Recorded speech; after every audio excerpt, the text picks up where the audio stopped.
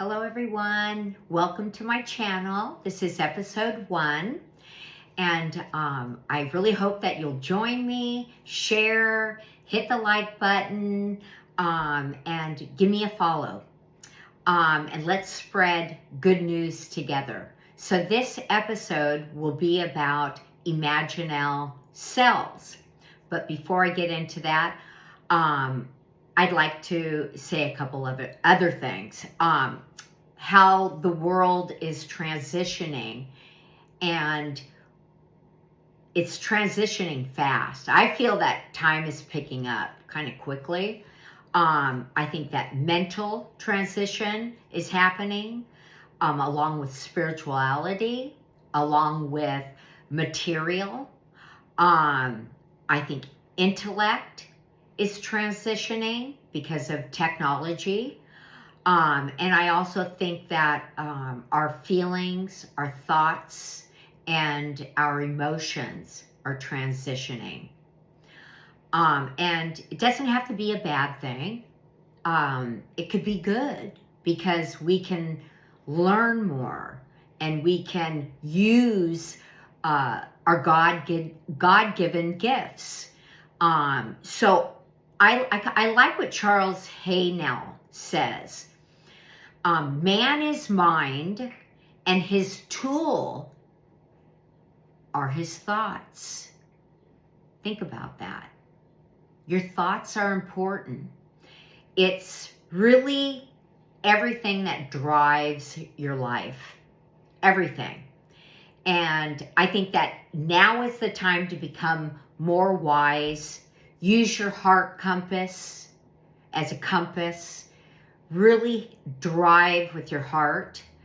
I like what Greg Braden says. He talks a lot about us having soft technology and that our biology and cells are our soft technology.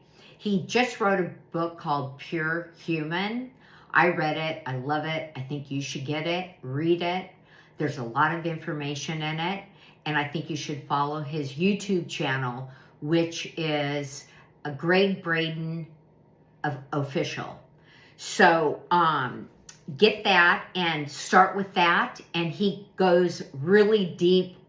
He also talks about the heart and how it has a brain. And he goes into that, and it came out of Oxford years ago. They never released the paper on it, but he talks about it. And our heart is the center of everything. So get that. And I want to kind of say what thoughts do. Like I said, they build your structure in your life. And your thoughts can change your chemistry and your biology.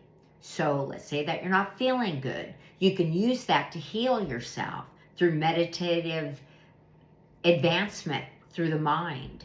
So keep your thoughts pure. And also start accessing your intuition, your gut, your instinct.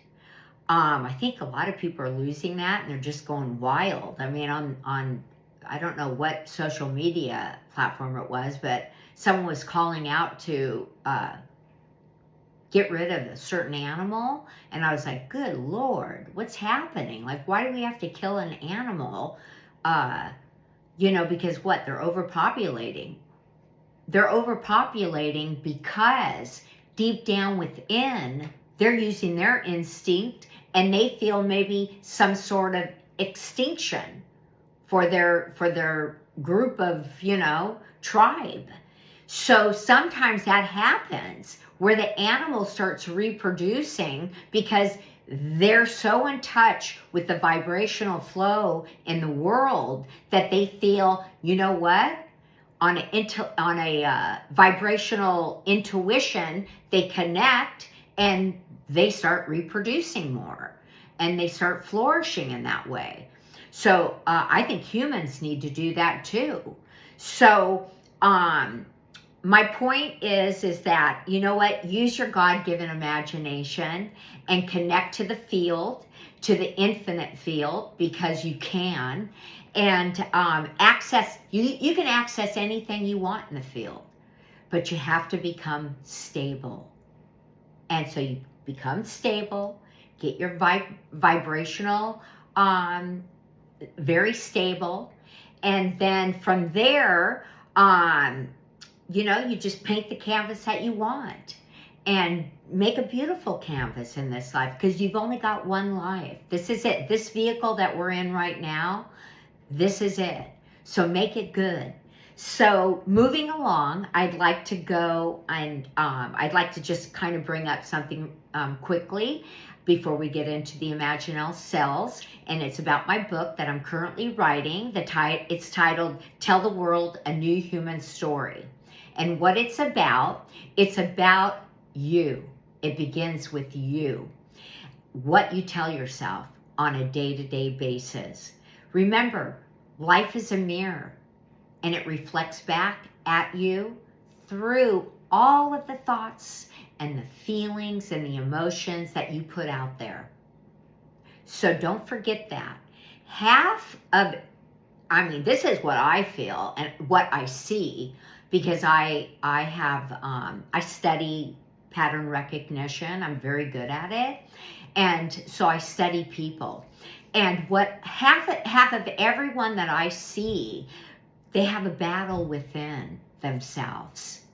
And it all starts with the story that they tell themselves. And whether it's, a lot of the stories that I hear, people immediately, like, I'll just meet somebody and they start, which is fine, they must feel comfortable around me when they meet me, but they start talking about their struggles and their victimhood and their traumas. And I think a lot of people battle with that, and they don't know how to kind of let go. A long time ago, I was in Paris at a fashion show, and I was working in the fashion industry in Italy, and I was at a show, and I met these people, and they're high frequency. They were vendors, and they did what I did. They sold, clothing to people around the world, to stores and boutiques and what have you.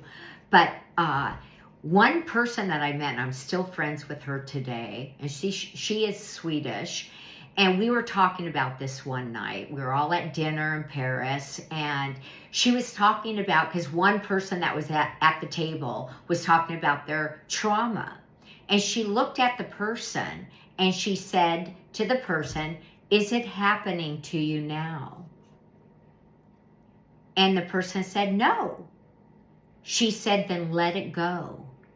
And to this day, and this was years ago in my 20s, and I've always remembered that, because is it happening to you right now? All the traumas and what have you.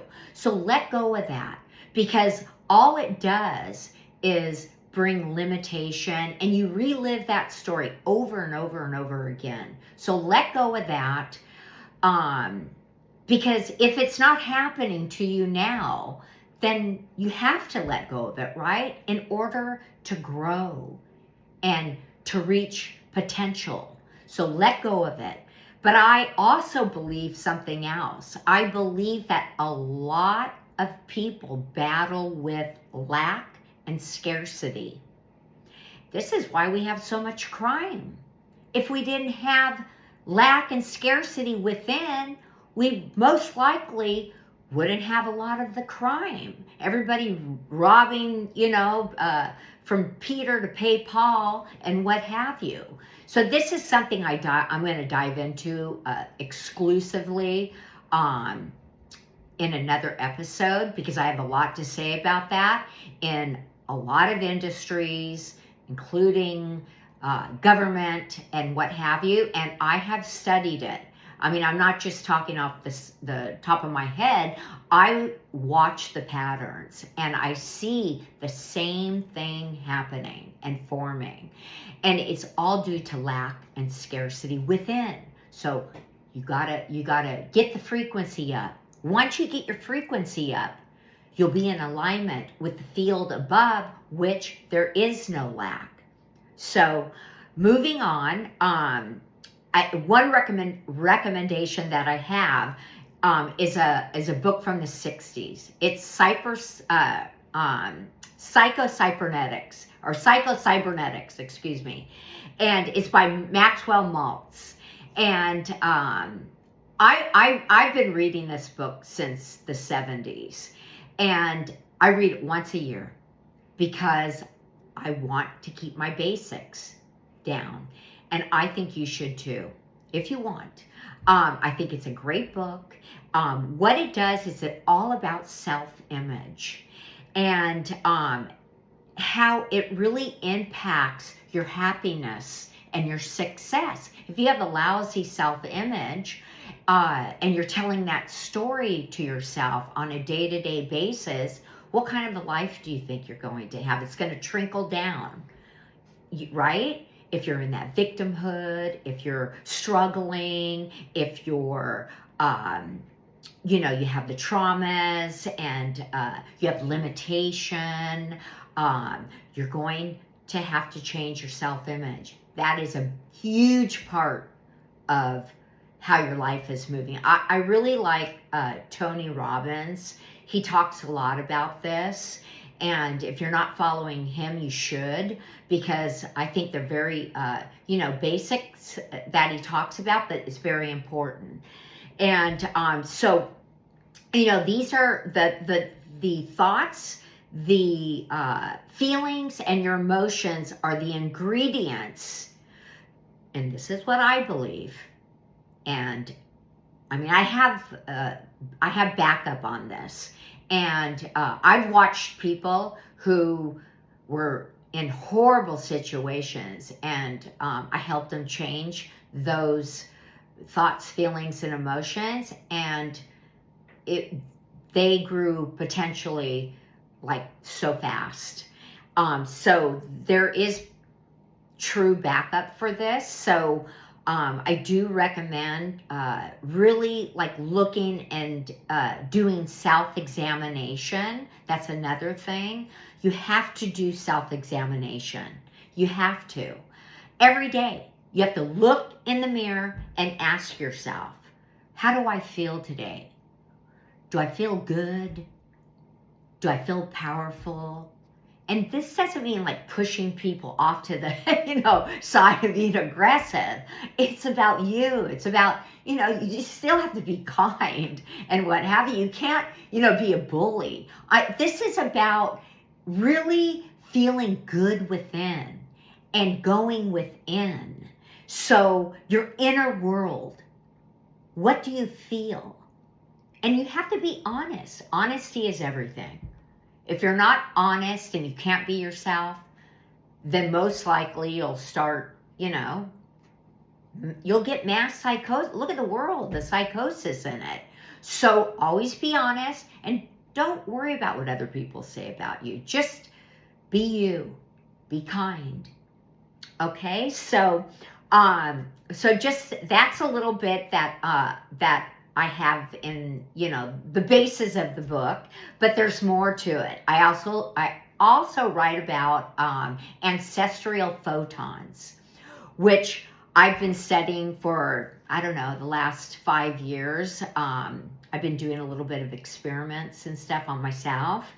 And this is a very interesting topic. So I get into that. I also talk about collapsing the gap, space-time, in manifestation. And I've heard all of you, Billy Carson, I love him, you should follow him too. And everybody has their way of, collapsing the gap so that you can manifest quicker. One time I've done it within 6 hours. And it was a pretty big thing. And I haven't been able to do it since. But I talk about it, and it's very easy, actually. It's actually something that no one's even talking about. So, and it's just one element. So I talk about that in the book as well. I also talk about the emperor and butterfly theory, which I think you're going to love. I also talk about living in the installation, which a lot of people say the Matrix and the the simulation. But I learned this installation from somebody that talked about it, and I kind of like the installation better. And I explain that in the book. So I talk about the vibrational field. I talk about stillness and isolation and why you need to do it. You need to isolate yourself sometimes. Now, I'm not talking about locking yourself in the room, but I've done that before. I'm crazy a little bit. I'm not expecting everybody to do that, but sometimes I need it because I need to center, and I pray a lot. I do a lot of praying throughout the day. And for me, it works. And because it's very loud out there. There's a lot of social media and a lot of information moving around. And I tend to be, I'm an empath, so I'm like a sponge. I pick everything up, and sometimes I need to just get away from all the information. So I isolate myself. And you're not gonna, like, you can go for like a couple hours and just kind of be by yourself and let your mate know, hey, you know what, I'm gonna, just have some quiet time, or your kids or whatever. And then you do that. But it's very important. And then I also talking about how every great story, the transformation begins with someone who dared to move before the door opened. And that to me is like, you got to be bold in life. This is one life you're going to live. Be bold. And if people think you're foolish, let them. What are they going to do? Okay? So let's get into the episode. All right. So now we're going to talk about Imaginal cells. This all came about. I did a 40-day water fast. And I did it because I wanted to reset my body. I wanted autophagy to kick in, get rid of the old cells, grow new ones, grow new stem cells, and I loved it. But on day 19, that's when the shift happened for me. And this is why I want to hear people's comments. If you have done over 40 days or up to 40 days, or even, 10 days, 12 days, whatever. When did the shift come for you? The shift came for me at day 19, and it was deep. It was an ancient feel, like very ancient, and it was true. And there was a stillness that I felt that it was magnificent. All hunger left on that day for me. And one of the reasons I believe, and I really thought about this, I'm a big thinker, so I think about everything, is because your senses, your 5 senses are, they kind of rule your life in a lot of ways, especially, smell and taste. If you're like me and you love food and you love to cook, like I always get excited, and my ex-husband, he always used to say, every time he'll walk into the kitchen and he says, look there she is dancing again, and I'm dancing and cooking and stuff like that. And I love to cook. And when those two, the senses go dormant, the smell and the taste, your whole world changes. And mine did. So at day 19, I had an awakening, and it was magnificent. And I recommend trying to do 40 days because it's something you're never really going to be able to experience with even a 7 or a 12 or, a 20 day. So I have a friend who lives in Sweden who did it and has done it several times. And she had a 24/7 day by day of what happens to your body. So I used her formula to kick in each day. So I would read what was going to happen to me on day 10 or whatever. And I actually have some that I can read here for you. Okay, so like example, on the first day, of course, your digestive system starts to slow down, blood sugar shifts and what have you, and so that's kind of easy. I don't want to talk about that because day one. Okay, day 4 and 5. What happens? Okay, so stem cell rejuvenation intensifies, and I would use this as like a prayer, and I would feel, and each day I would feel my body start to shift. So I use this, and I mean, I put the days and everything on each day and what have you, and I really got into it. But I'll read a couple more because, like, I think they're very good. Like, okay, so day 18 and 19. Okay, immune system is renewed. Now rebuilding tissues like stem cells starts to occur. So new stem cells integrate into immune tissues. So this is when you start to see visible skin tones, starts to improve, pores shrink, scars begin to fade, and I saw it. I mean, on these days I would look and I was like, oh my God, and then like on day 25 through 27, intelligence. So your DNA listens for a higher signal now, not from food, but light, rest, and memory. And autophagy becomes surgical on day 25, 26, and 27. This is just a few. It's fascinating. I'm going to put this in the book because at the end of the book, because if you want to see what happens to the body and each day, it's really cool. And I really got into it and I felt really good. But the zinger day was day 38.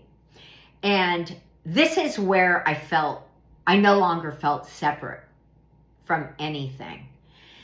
And I became so alert. There was this alertness that was like, oh my God, my hearing, my eyesight. I wear glasses, and sometimes I forgot to put on my glasses, but I saw perfectly.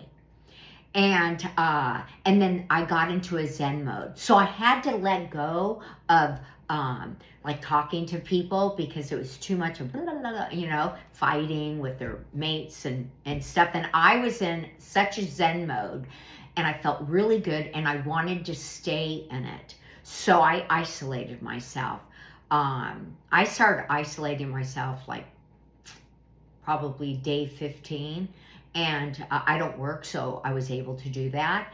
I'm not working right now, but I mean, so I was able to do it. But anyways, there was something that happened, and this is what I really want to say. So, and I have my notes, so that's when I'm looking down, I'm looking at my notes. I actually felt that everything was possible, that I could be, and have anything I wanted in this world. There was I let go of all fear. I'm sort of already a fearless person, but I mean, it all left. And I felt this incredible feeling of limitless. There are no limits in this world. And it's even kind of hard to describe. So when I was, afterwards I talked to a friend and I was telling him about this but I gave it to him in a story. And this was what I started to think on day 38, because I felt that I was more than anything I've been telling myself. And I'm already pretty good at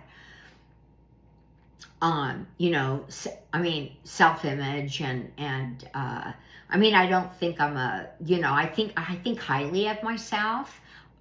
So not out of, like being, like I think I'm better than anybody. I don't think that way. But, I know I'm smart and I know that I'm a very kind person. Sometimes people think I'm too kind, but I mean, people have said that you're really nice, and I'm like, oh, thank you very much. And but the thing is that I started to think that I'm so much more, and that I have to access that, and that I was feeling it because, first of all the senses went away. So it felt good. I felt light. And I started thinking about the metamorphosis state. And I started to think about what a caterpillar goes through. And this is where I have to explain the imaginal cells. And it's fascinating. So the caterpillar has imaginal cells. Look at these cells like the seeds for potential, for future potential, okay? That's how you have to look at it, because the imaginal cells, they contain the blueprint of this flying creature, the butterfly, right?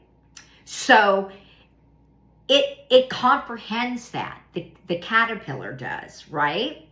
And what happens is that these imaginal cells bring forth this metamorphosis state for the caterpillar, and it actually attacks the caterpillar's foreign body so that it can break down the caterpillar's discs, and the disc turns into this like a this gooey, soupy substance. And out of this gooey, soupy substance, the butterfly builds out of it. So I mean, I think about this and it just blows me away, because it has its own genome. And it started making me think about me, humans. And it inherited this genome. Think about it. It inherited because from long ago, it knew the evolution that the caterpillar would turn into a butterfly. So if you think about the state and comprehend the state of that, I mean, it's what, we have to look back at ourselves with this. But before the caterpillar starts to break down the foreign body, the disc, it resists it. And this is where it gets interesting for us as humans. It resists wanting to break it down.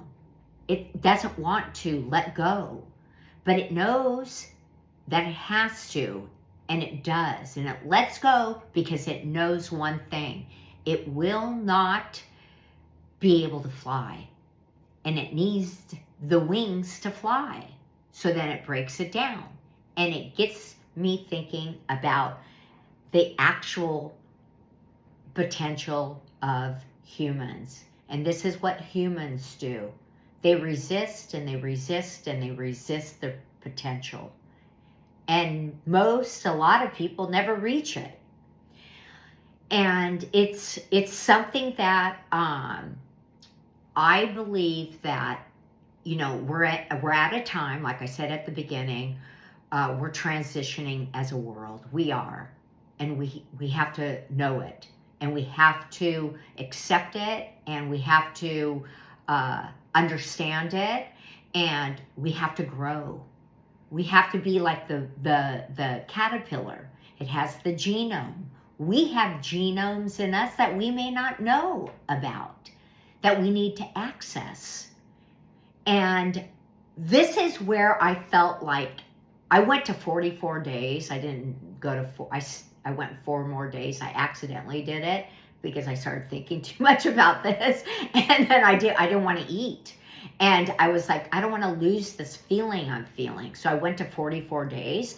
And I started thinking how it's inevitable that humans need to start to reach more of their potential, to grow, to become. We've been told so many different things that we're not. And it's brainwashing.